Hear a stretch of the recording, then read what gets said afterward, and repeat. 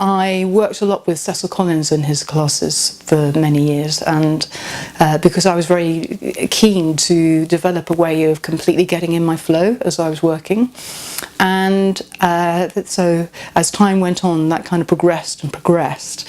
But I had always had a sense that I kind of had to hang on a little bit until I had a major loss. I lost my second son to cot death, FSIDS, and the way I got through that was basically to just think, right, I'm going to be really selfish. I'm going to do exactly what I need to do for myself. So I went into the studio and I made paintings without any conscious control whatsoever.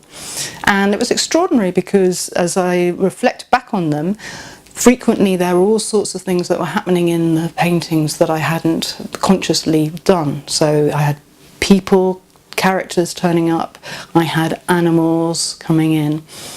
And it was very strange because it was almost as though by allowing myself to get myself out of the way, it was something else was coming through. And I found that really fascinating. So I built on that and built on that over time.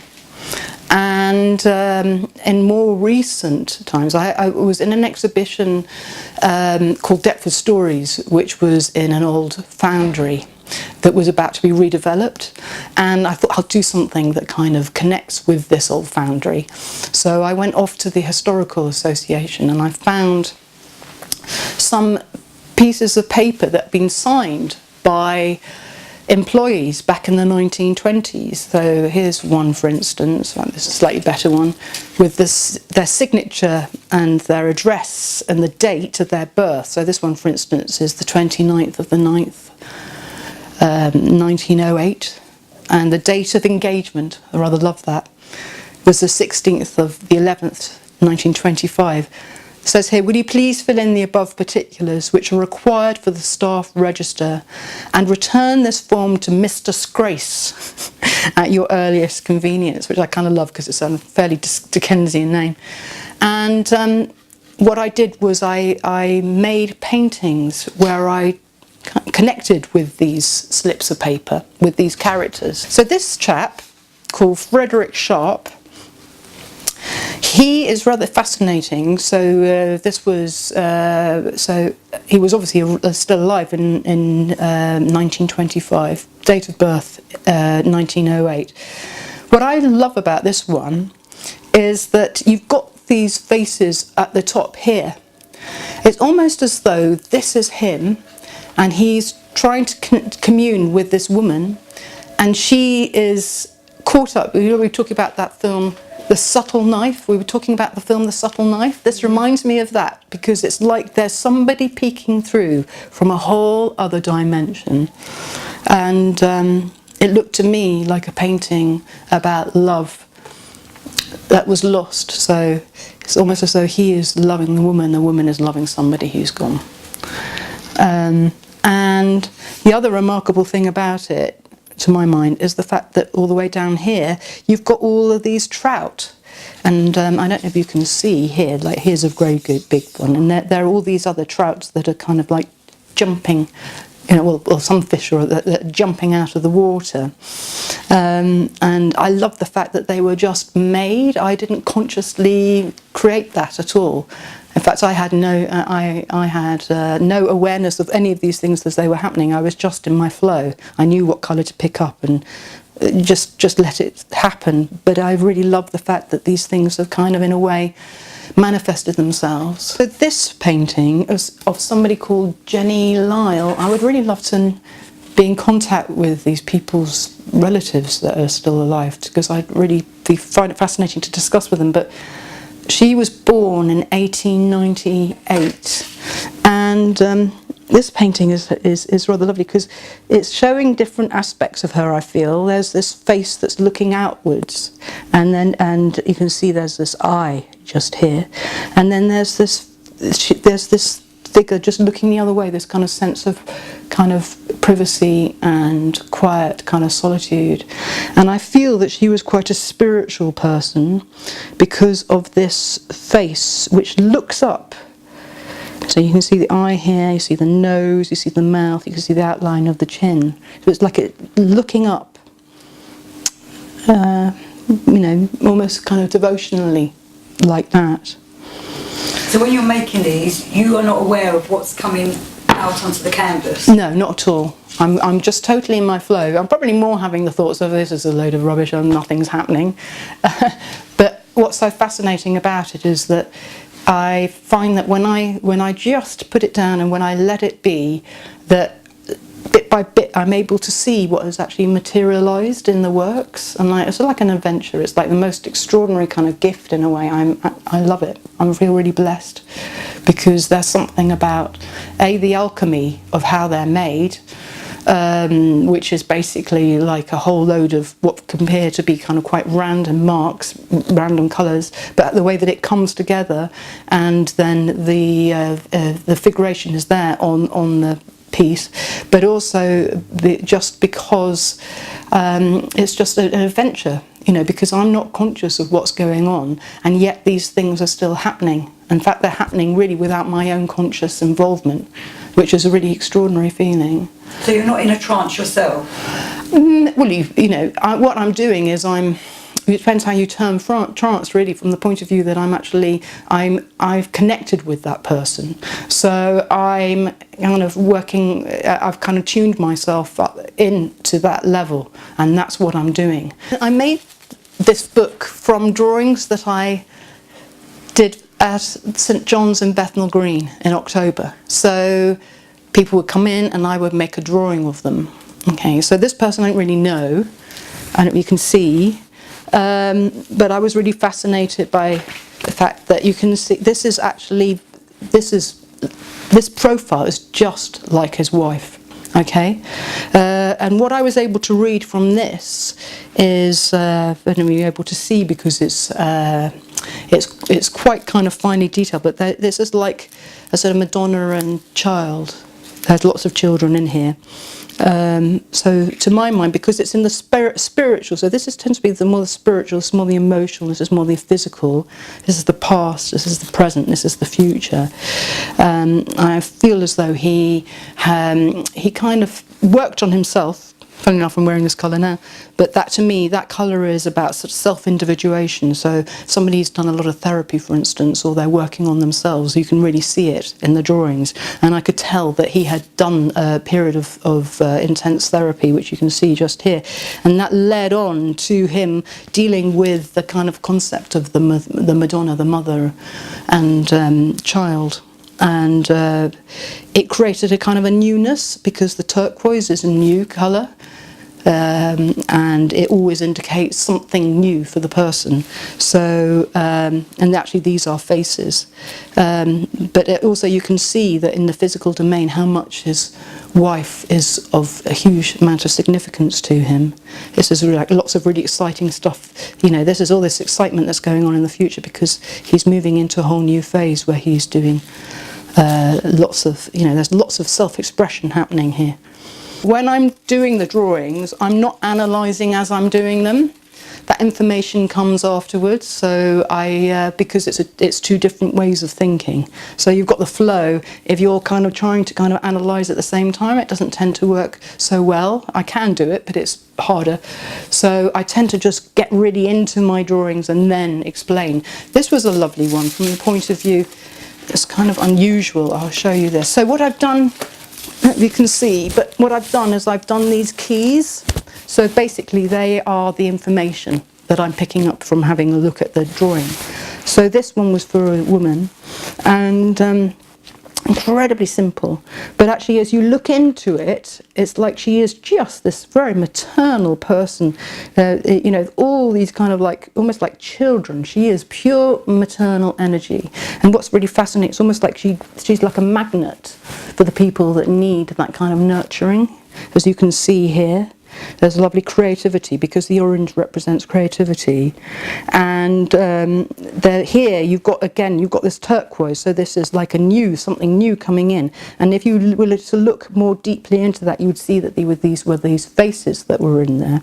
So it's like new people coming into her life who are kind of creating sort of, because the details are in purple, and purple tends to be either spiritual or knowledge. So they're coming in and they're giving her really good advice. And likewise here, you've got, this is almost like connected very spiritually. As you can see, the lines are going upwards, and the purple, like I said, in that instance, is definitely about like a spiritual connection. And the green here is about growth. It can also be about grounding, but this is definitely about growth in this situation. I was very intrigued because the only thing other than this is unusually kind of sparse as a drawing. The only thing that I could think to do other than that was to kind of cocoon it with a sort of dark blue. But I felt equally that it wasn't the right thing to do, and I was sort of like that about it. So I mentioned it to her and she said, that's so weird because that's exactly what's going on for me at the moment. I feel like I want to cocoon, and at the same time I feel like it isn't the right thing to do.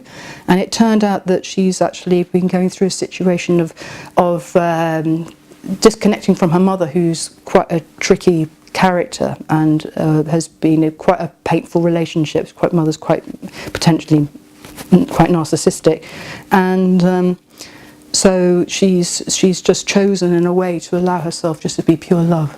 This one was made by connecting with this photograph of this man.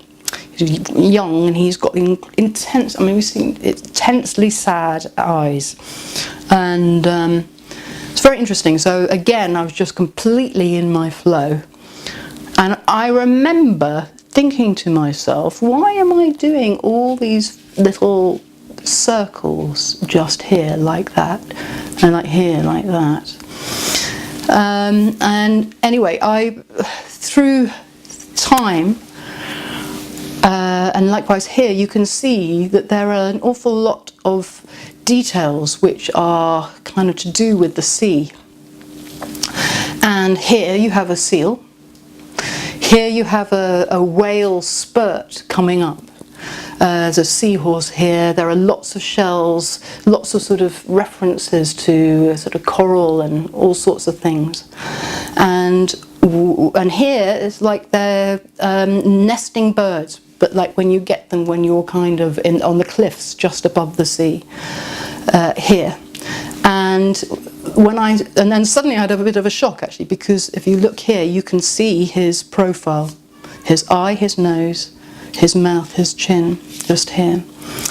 I thought about it because actually, curiously, I feel a bit strange saying this, but when I would look at his face, I would hear the words, he killed somebody, which is a very strange one. It's odd because here is very clearly a question mark. And if you look, there are two faces, one above the other. And this is like, almost like that kind of movement. And then there's just these splashes coming up. Obviously, I would really love, if anybody is related to this man, to find out a bit more about him. But I'm really intrigued by this. There's a whole kind of massive story going on in this painting. You have a crawling baby, and it's wearing one of those funny floppy hats that little kids had at those times. Here is a newborn. It's very, very clear.